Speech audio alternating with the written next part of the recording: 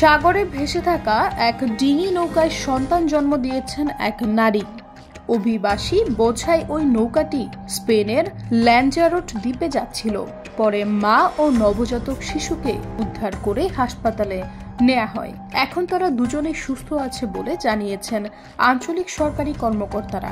ল্যাঞ্জারোট দ্বীপের মলিনা ওরোসা ইউনিভার্সিটি হাসপাতালের emergency coordinator doctor মারিয়া সাবালিচ জানান, চিকিৎসকদের একটি টিম মা ও নবজাতকের দেখভাল করছে।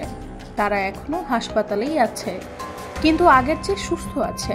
স্পেনের কোস্টগার্ড জানিয়েছে, মরক্কোর তানতান প্রদেশ থেকে নৌকায় চেপে বসেছিল এই অন্তঃসত্ত্বা নারী। তানতান প্রদেশটি ল্যাঞ্জারোট দ্বীপ থেকে প্রায় 135 নটিক্যাল মাইল দক্ষিণ পূর্বে অবস্থিত।